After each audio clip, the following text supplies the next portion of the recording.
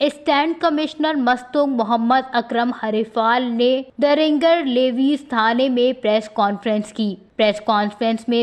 Press conference میں briefing دیتے ہوئے انہوں نے کہا کہ قومی شاہراہوں پر چوری ڈکیتی کرنے اور مسافروں سے قیمتی اشیاء اور گاڑیوں کے چھیننے کی وارداتوں میں ملوث بین الصوبائی گروہ کے مجموعی طور پر 5 ملزمان کو گرفتار کر لیا گیا۔ 2 روز قبل پہلی کارروائی کے دوران ایک سرخ رنگ کی صرف گاڑی میں سوار مسلح ملزمان نے ایک پرو بیکس گاڑی چھین کر فرار ہو رہے تھے کہ لیویز کو اطلاع ملنے پر کانے کے علاقے زیارت کے قریب ڈیوٹی پر مامور لیویز موبائل اور ایس ایچ او نے ملزمان کا پیچھا کیا۔ ملزمان نے لیویز کو دیکھتے ہی گاڑی کو بھگانا شروع کر دیا۔ اس دوران لیویز فورس کی گاڑی پائن کشتہ کے ایریا میں الٹ گئی، جس میں لیویز کے 3 نوجوان زخمی ہو گئے۔ تاہم ایس ایچ او ایاز محمد شاہی نے ملزمان کا پیچھا کیا اور خیلی کانک کے علاقے میں فائرنگ کے تبادلے کے دوران 2 ملزمان کو گرفتار کر کے پروبیکس تحویل میں لے لی۔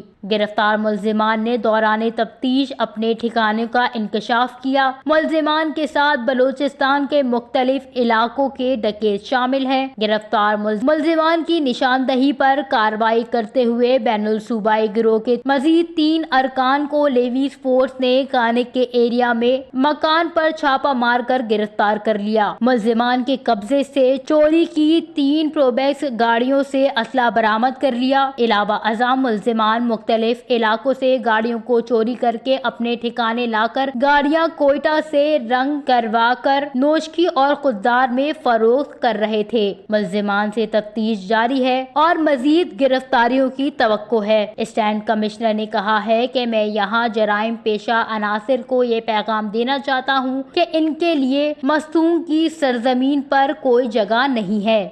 وش نیوز، مستونگ، بلوچستان۔